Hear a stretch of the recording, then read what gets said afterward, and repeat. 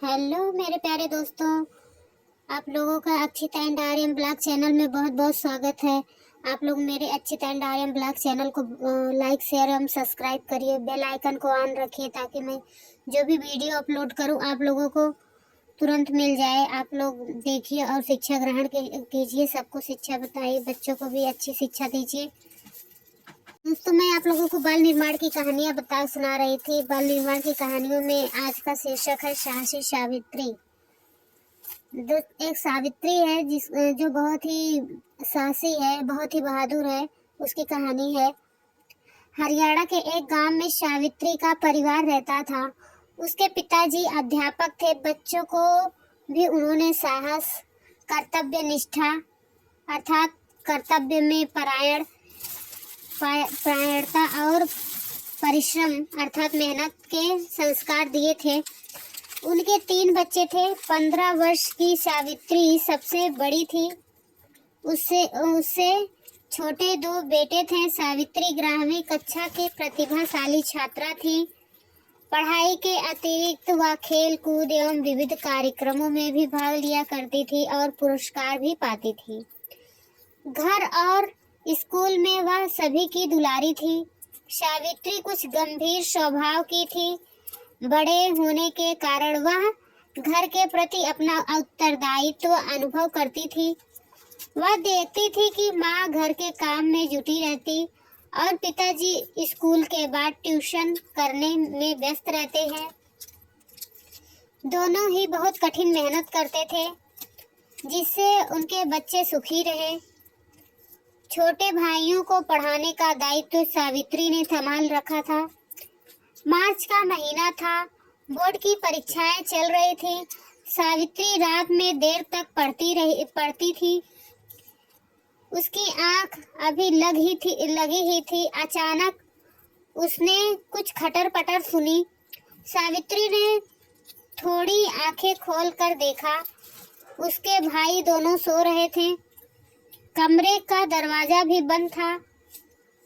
उसकी आंखें फिर मूंद गई, पर थोड़ी देर बाद वह आंगन में धम धम की आवाज सुनाई दी। वह सावित्री से न रहा गया। अब सावित्री से रहा नहीं जा रहा था। वह तुरंत खिड़की के पास गई और पर्दा उठाकर देखा। आंगन में 3-4 आदमी कूद रहे थे।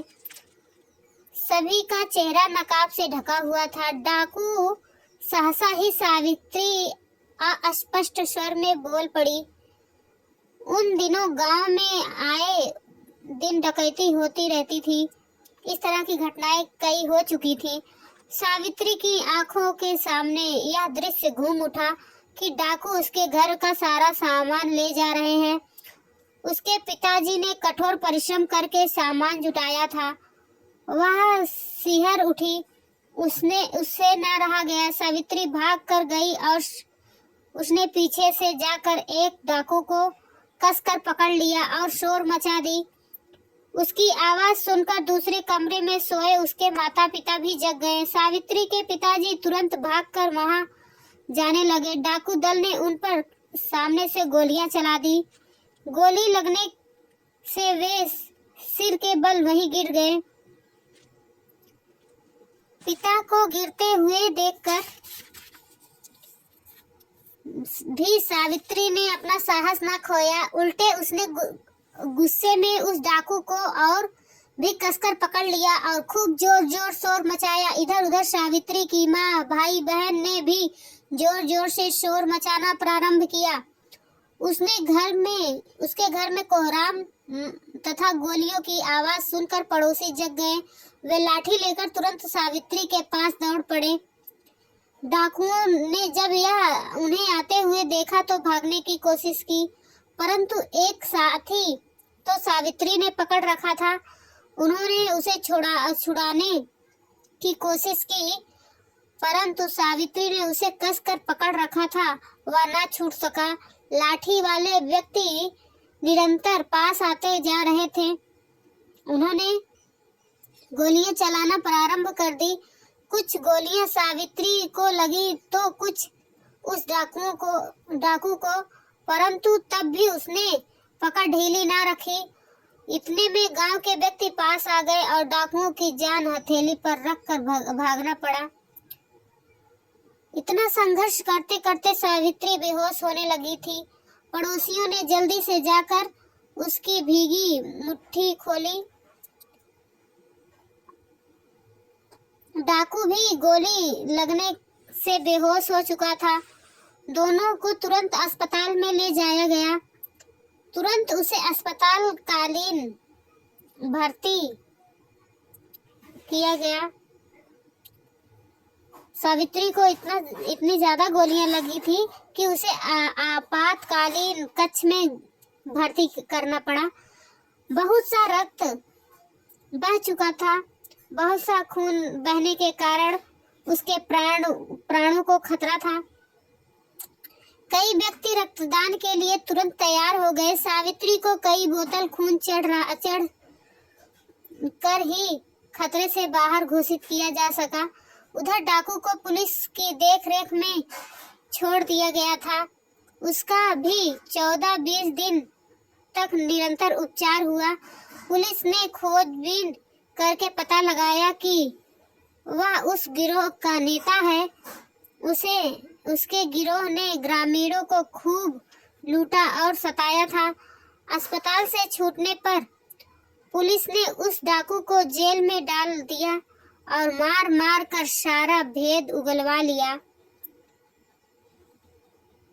उसके गिरोह के और भी डाकू पकड़े गए। सभी को सजा हुई। गांव में डकैतियां डालना बंद हो गया और शांति छा गई। उसका मूल कारण सावित्री का साहस और शौर्य ही था। सभी सावित्री की प्रशंसा करते थे। गांव की विविध संस्थाओं की ओर से सावित्री को सम्मानित और पुरस्कारित किया गया। इतना ही नहीं, राष्ट्रीय स्तर पर भी सावित्री को सम्मान दिया गया। दोस्तों, अगर कोई और रहता सावित्री की जगह तो वो अपनी जान बचाकर छुप जाता, सामान भले ही जाता। लेकिन सावित्री इतनी साहसी थी, उन डाकुओं से भिड़ गई और उसके परिवार के लोग भी भिड़ गए, तभी उस डाकुओं को पकड़ पाए। नहीं तो आए दिन ऐसे डकैतियां होती रहती, गांव वाले रोज लूटते रहते। उसने साहस दिखाया तभी तो डकैतियां बंद हुई और डाकू पकड़ा गया, जो कि वो कप्तान था उस टोली का। दोस्तों, आशा है आप लोगों को ये कहानी बहुत पसंद आई होगी। कहानी में लास्ट तक बनने के लिए आप लोगों का बहुत बहुत धन्यवाद। दोस्तों, हमारी कहानी में कोई ना कोई शिक्षा जरूर होती है, कभी साहस का, कभी बल का, कभी चोरी ना करना, मतलब कई प्रकार की शिक्षाएं होती हैं बच्चे को जो ग्रहण करने योग्य है। आप अपने बच्चों को कहानी के माध्यम से समझाइए, प्यार से समझाइए, डांट डपट करना ज़्यादा ना समझाएं। बच्चों को प्यार से जितना समझाएंगे उतना ही अच्छा और गहरा प्रभाव पड़ेगा और बच्चों का मानसिक स्थिति भी मजबूत रहेगा, बच्चों का मनोबल भी बढ़ेगा। आप लोग बच्चों को इस प्रकार से शिक्षा दीजिए ताकि उसे चोट भी ना लगे और बच्चे का अच्छा विकास भी हो। अगर आप लोग बार बार मतलब मार पीट कर या फिर डांट डपट कर समझाएंगे तो बच्चे को उसकी आदत पड़ जाती है, तब वो डांट डपट और मार पीट को कुछ भी नहीं समझता, सोचेगा मारेंगे ही बस और तो कुछ करेंगे नहीं। अगर हम बच्चों को प्रेम से समझा रहे हैं तो कभी डांटेंगे तो उसको इतना बुरा लगेगा कि वो अगला काम करेगा ही नहीं, कोई गलती करेगा ही नहीं। इसलिए बच्चों को हमेशा नहीं मारना पीटना चाहिए। जब बहुत ही बड़ी गलती हो जाए तभी, नहीं तो हाथ ना उठाएं, उसको प्रेम से प्यार से समझाएं, कहानी के माध्यम से और भी माध्यम से बच्चों को कहानी सुनाते रहिए। हमारी कहानी में लास्ट तक बने रहने के लिए बहुत बहुत धन्यवाद। एक बार फिर से हम अपने Akshita and Aryan blog channel में आप सभी का स्वागत करते हैं। आप लोग हमारे इस चैनल को लाइक शेयर एवं सब्सक्राइब करिए और हमारा परिवार बढ़ाइए। Thanks for watching this video. धन्यवाद।